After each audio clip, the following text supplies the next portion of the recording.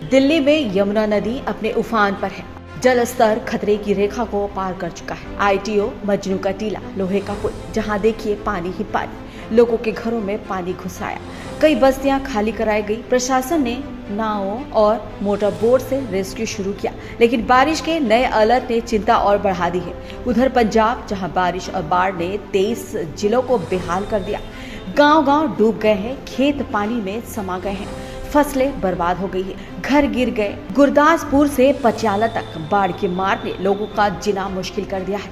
लोग बेघर होकर स्कूलों, गुरुद्वारों और राहत शिविरों में शरण ले रहे हैं। साथ ही एनडीआरएफ, एसडीआरएफ, सेना और स्थानीय प्रशासन 24 घंटे राहत और बचाव में जुटे हैं। कहीं नाव से राशन और दवाइयां पहुंचाई जा रही है, तो कहीं हेलीकॉप्टर से लोगों को निकाला जा रहा है। लेकिन इतनी बड़ी तबाही के बीच संसाधन कम पड़ रहे हैं, तो वहीं बाढ़ से जूझ रहे लोगों की मदद के लिए सिर्फ प्रशासन ही नहीं, बल्कि समाज के अलग अलग तबके भी सामने आ रहे हैं। नेता अपने स्तर पर राहत सामग्री पहुंचा रहे हैं और फिल्मी दुनिया से भी मदद के हाथ बढ़े हैं। बता दें कि मशहूर गायक और अभिनेता दिलजीत दोसांझ ने सोशल मीडिया के जरिए पंजाब की पीड़ा दुनिया तक पहुंचाई।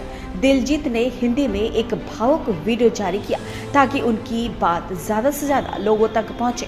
उन्होंने साफ कहा, पंजाब जख्मी है लेकिन हारा नहीं। दिलजीत सिर्फ अपील तक सीमित नहीं रहे, बल्कि जमीनी स्तर पर राहत कार्यों में भी जुटे रहे। उनकी अपील ने देश भर से लोगों का ध्यान खींचा और मदद की लहर शुरू की। किसान अपने खेतों में खड़ी फसलें डूबते देख आंसू बहा रहे हैं। महिलाएं बच्चों को लेकर सुरक्षित ठिकाने ढूंढ रही है।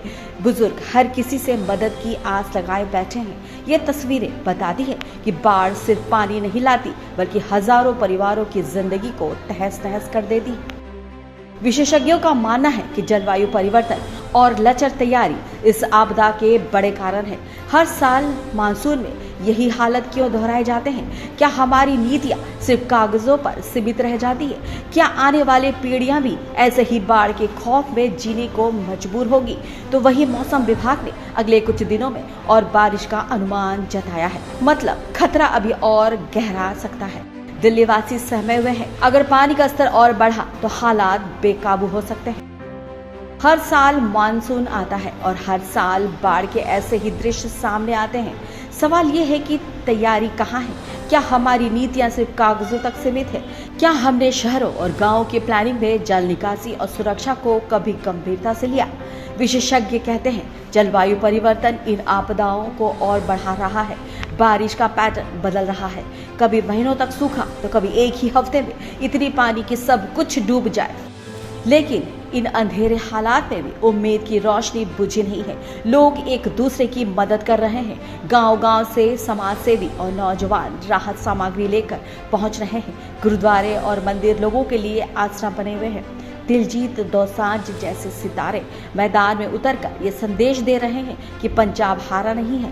दिल्ली और पंजाब दोनों जगह बाढ़ की तबाही ने लोगों का जीना मुश्किल कर दिया है, लेकिन इन हालातों ने इंसानियत को और मजबूत किया है। दिलजीत दोसांझ की अपील, राहत कार्यकर्ताओं का साहस और जनता का संघर्ष यही बताता है कि मुश्किल कितनी भी बड़ी हो, हिम्मत उससे बड़ी होती है। लेकिन बड़ा सवाल यही है, क्या हम हर साल मानसून के नाम पर तबाही झेलते रहेंगे या फिर अब कोई ठोस तैयारी करेंगे ताकि बरसात का पानी खेतों को सींचे, जिंदगी को बहाए नहीं? तो वहीं मुख्यमंत्री भगवंत मान ने खुद मोर्चा संभाला है और वे लगातार हालातों का जायजा ले रहे हैं। उन्होंने लोगों को हर संभव मदद का भरोसा दिया है, लेकिन बाढ़ का पानी लोगों की जिंदगियों को लील रहा है। साथ ही पंजाब के शिक्षा मंत्री हरजोत सिंह बैंस ने लोगों की सुरक्षा को लेकर एक महत्वपूर्ण चेतावनी जारी की है। उन्होंने सोशल मीडिया पर एक वीडियो साझा करते हुए बताया कि नंगल इलाके में बारिश थमने का नाम नहीं ले रही है। इस लगातार बारिश के कारण स्थानीय गड्ढों और सतलुज नदी के किनारे बने बांधों की स्थिति कमजोर हो गई है। ऐसे में इन बांधों के आसपास बसे गांवों के लिए खतरा और भी बढ़ गया है। मंत्री बैंस ने लोगों से अपील की है कि यदि किसी भी तरह का खतरा महसूस हो तो वे तुरंत अपने घरों को छोड़कर सुरक्षित स्थानों पर चले जाएं।